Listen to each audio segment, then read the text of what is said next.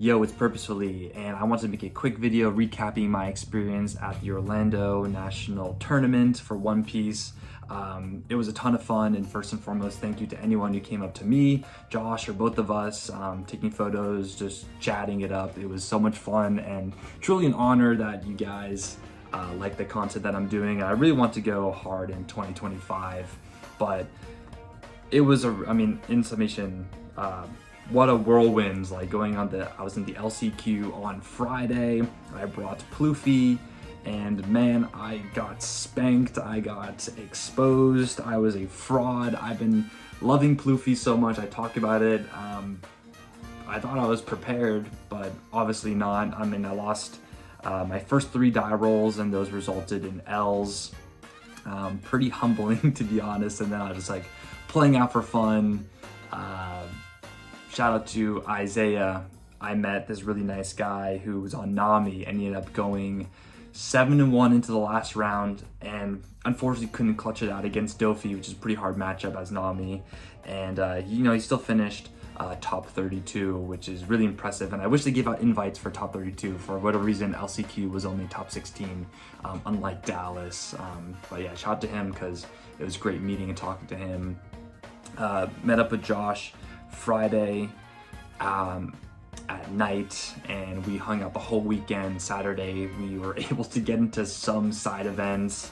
He got into a 2 p.m. lottery. I was in the 4 p.m. lottery. Bro, I was under the impression that the side events were gonna be like in Dallas, where you just get in line and you get to just play, but I'm just an idiot and I didn't know that you had to buy it on Tixer. Everyone else did.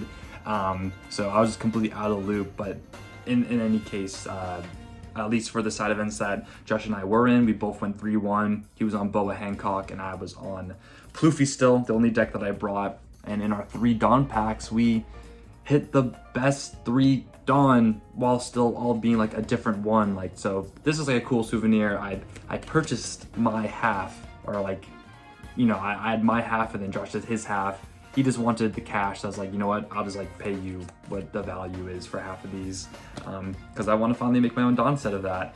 Other than that, the retail line, which is like a big highlight for some people, they just go just to get packs and either open it or perhaps sell it. That's also an option too. Not a great event for that compared to Dallas as well. EBO1 instantly gone off the face of the earth, both on Saturday and Sunday.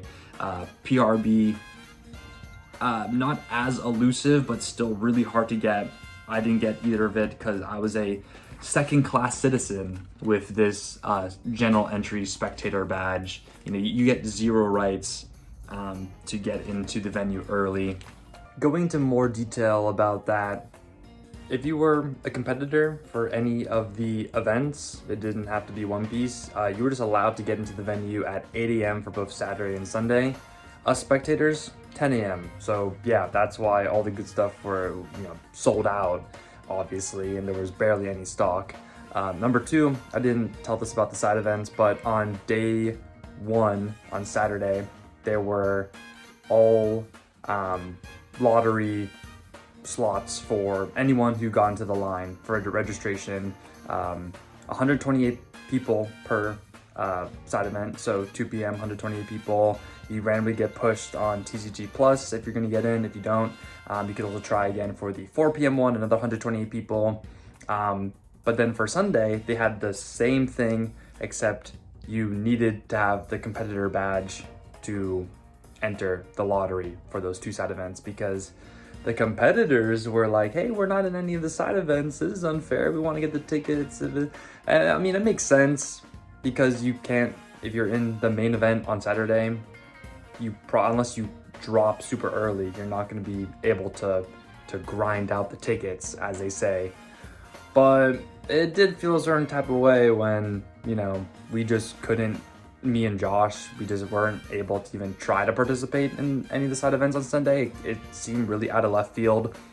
Plus, there's all of the gaming that's going on, in the sense that people just ask their friends who have competitor badges. They just borrow the lanyard, show it to the people, then they enter the lottery, or they get a competitor badge by signing up for another a little less popular game. You go to the Union Arena, you get the competitor badge, you get the Battle Spirits competitive badge. I mean, we could have just done that, Josh and I, but it wasn't worth the effort, and you know, it's just those little things. Come on, I feel like could have organized the side events definitely a lot better, and the retail was just frankly so understocked, but maybe that's legit all they could get. But anyway, back to the main video. And I just picked up a couple packs of double packs of OP09, as well as some of these leader collections, which they do look very beautiful, I must say. The gold foiling on the starter 13 especially, and then some of the free goodies I get in the pack. You have like there's the Luffy eating the meat in here, which I just haven't opened, and then finally, which we should have gotten in Dallas too, the Gear 5 like heartbeat, I'm not exactly sure what you call this, promo. It looks cool. It's a cool little like commemorative item. And if I didn't pre-order on Premium Bandai early, there was just no way to get these sleeves. Almost all the sleeves that were like in demand were sold out too. I got in at the 12 o'clock appointment time on Saturday, and almost everything was already, at least that, you know, people were hyped to get, were gone, which is a little unfortunate. But that's just what to expect at this point with supply issues with this game. Two other things that were really cool were this playmat, Meeting Nen Garden. Shout out to Nen Garden. I mean, I'm sure you've seen his stuff if you're like interested in TCG accessories, especially for One Piece. He makes such high quality stuff with amazing artwork. The heftiness, the stitching around the edge. That thing was so sick, and thank you again to him. I'll put a link to his store, and as well as Atakai TCG, who I've been following this guy on YouTube since he was mad small. I've always liked him. He just has like a really positive, I don't know, he just puts you at ease. Like, I love his energy, and he's been really grinding the custom card game. And you know what, I just gotta take these joints out of the sleeves. He hooked both Josh and I up with the dopeness. So here's the serialized purple Luffy leader in collaboration with the Luffy TCG, who I also had the pleasure of meeting. Also a super sweet guy. But you got this with the foiling. You can kind of see how they have like the glossy effect and the texturing, and as well as especially evident on this card. Let's see if I can kind of just get it within the light. These things are, you know, super high quality, the Kaizoku card quality, since they work together. And you know, I also put his link to his store in the description below. This one actually is Dofi and Boa, which was a huge selling point. I'm like, yo, now I need it because I'd love to try the Boa Spice after seeing Josh run it. Other notable things was seeing the singers of the One Piece opening, the original We Are.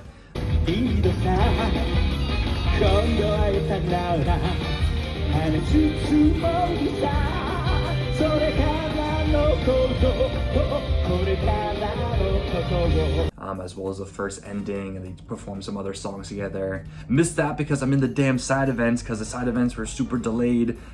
It's supposed to start at 4, started at 6. I don't blame anyone, but just Bandai not hiring enough staff, because these poor people were just overworked, overstressed, overstimulated. Their voices are hoarse.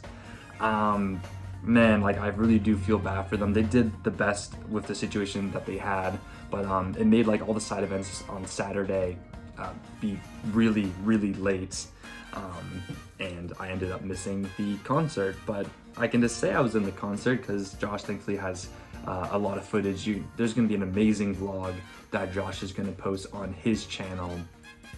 You're gonna want to see it. There's a couple really funny moments that I don't want to spoil exactly, but especially involving this playmat.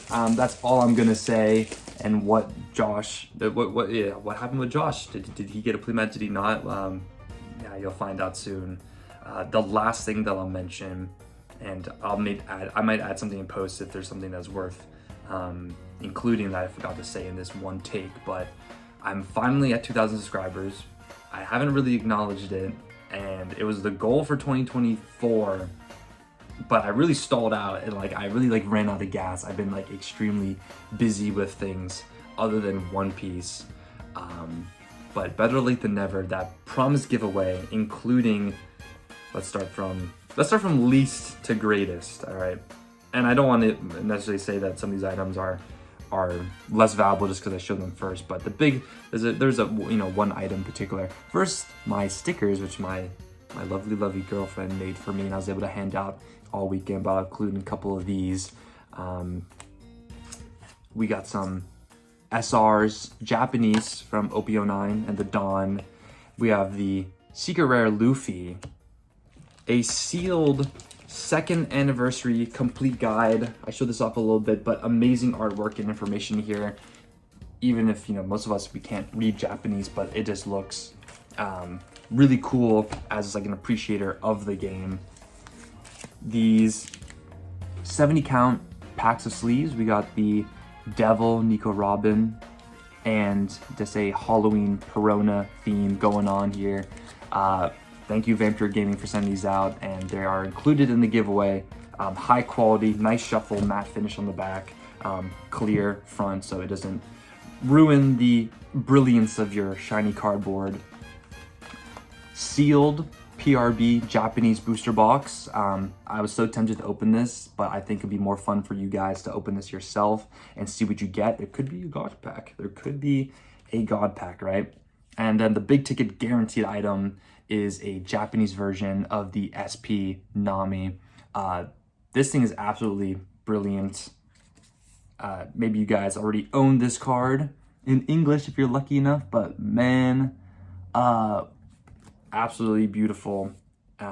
Still worth a decent amount of money, even though it is in Japanese. So that is everything to give away. I have a post on Twitter.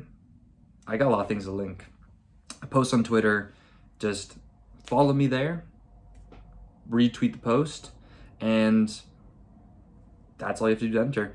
You can, I always say, hey, follow me on YouTube, subscribe to me on YouTube, but I don't have a way to check that. So honor system, but the real ones, you follow me here because we're going to be uploading some great skits that I have already thought out for this coming few months, as well as I've been really putting my heart and soul into this video, and it's a very different direction for this channel, but it's kind of just like a passion project of mine coming out real soon that I'm hopefully able to finish editing. It's been months, but I'm gonna lock in. I'm feeling inspired after this Nats meeting so many other awesome content creators I didn't even get to mention.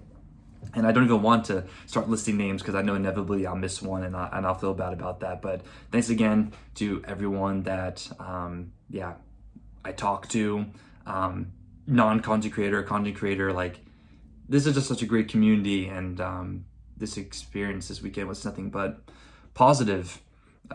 Hey, last thing. Hey, at least for the LCQ, we scrubbed out, but we get some nice cardboard, right? There's always that too. So One Piece, even when you suck it, there's consolation prizes. All right, that's it for me. Peace out. We're going hard. Get into the giveaway. It ends January 26th on Sunday at midnight Eastern, so plenty of time, and I'm going to probably be reminding all y'all about it in the coming weeks. All right. Peace out.